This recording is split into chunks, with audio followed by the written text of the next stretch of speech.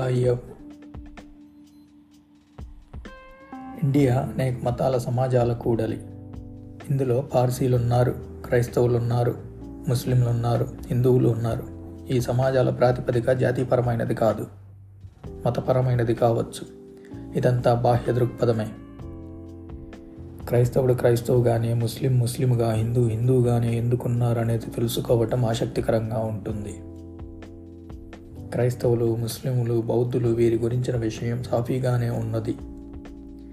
నీవు బౌద్ధునివి ఎందుకు అంటున్నావు అని ఒక బౌద్ధుణ్ణి అడగండి. ఆ ప్రశ్నకు సమాధానం చెప్పటం అతనికి కష్టం కాదు. నేను బుద్ధుణ్ణి అనుయాయుణ్ణి గనుక నేను బౌద్ధుణ్ణి అని అతడు వెంటనే జవాబు చెబుతాడు.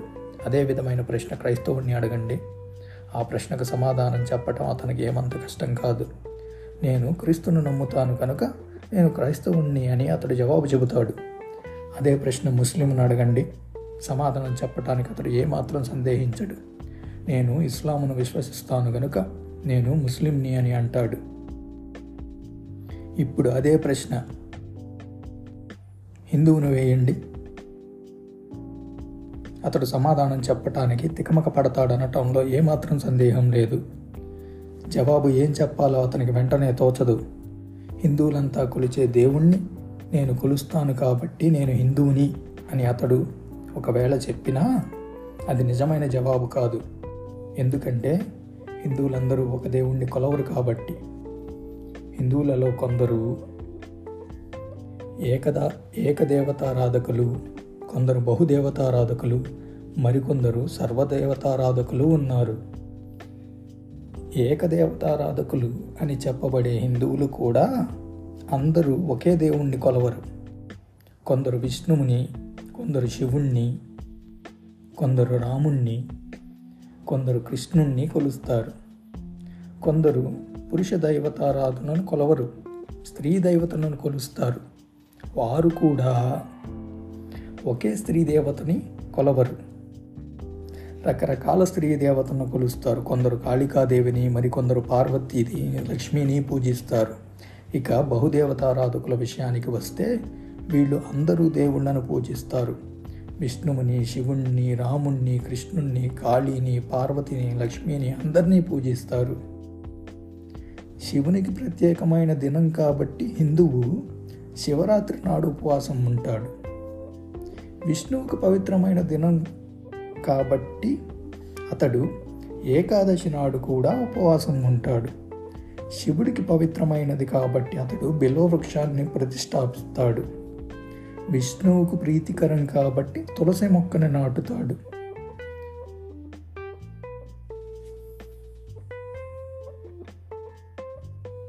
నీవు హిందువు ఎలా అయ్యావనే ప్రశ్నకు హిందువుల మత విశ్వాసాలను కలిగి ఉన్నాను కాబట్టి నేను హిందువునే అని అతడు అన్నాడు అనుకోండి, ఆ మాట సత్యం కావటానికి వీలు లేదు.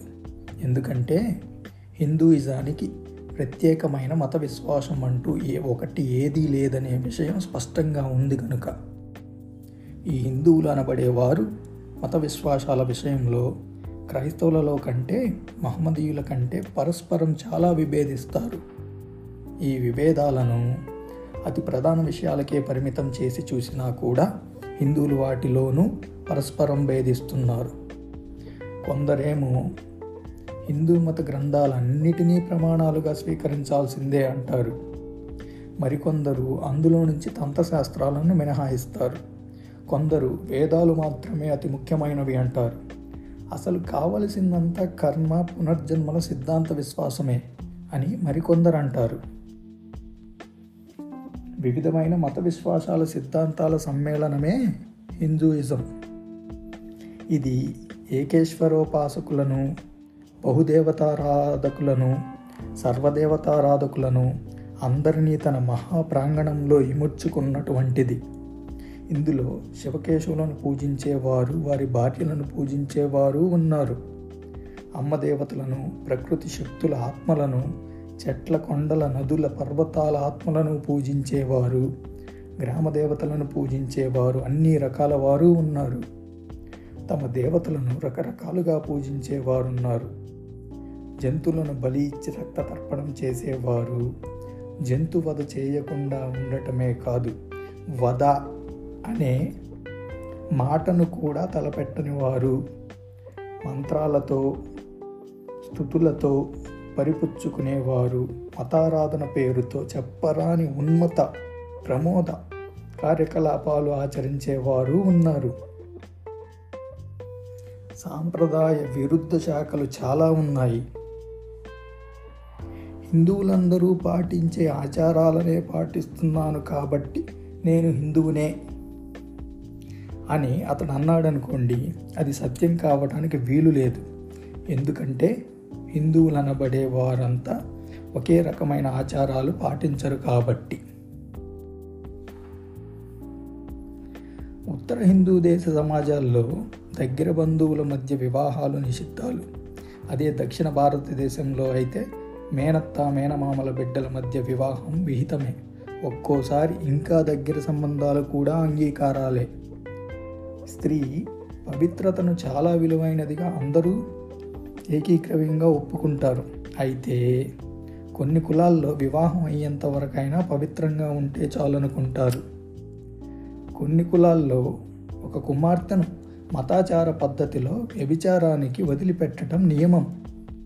కొన్ని ప్రాంతాల్లో స్త్రీలు స్వేచ్ఛగా సంచరించవచ్చు, కొన్ని ప్రాంతాల్లో అది నిషిద్ధం. కొన్ని చోట్ల స్త్రీలు గౌన్లు ధరిస్తారు, మరికొన్ని చోట్ల పైజమాలు వేసుకుంటారు. తన మతంలోనే పరిస్థితి ఈ విధంగా కలవరపరిచేదిగాను విభ్రాంతపరిచేదిగాను ఉన్నదేమిటి అన్నది ప్రతి హిందువుకు ఒక ప్రశ్న కాదా? ప్రతి బౌద్ధుడు, ప్రతి క్రైస్తవుడు, ప్రతి ముస్లింను సులభంగా జవాబు చెప్పగలిగే చిన్నపాటి ప్రశ్నకు అతడు ఎందుకు జవాబు చెప్పలేకపోతున్నాడు? తన మతంలోని ఈ అస్తవ్యస్తతకు కారణమేమిటి అని తనను తాను ప్రశ్నించుకునే తరుణం హిందువుకు ఇంకా రాలేదా? ఇంకా రాదా?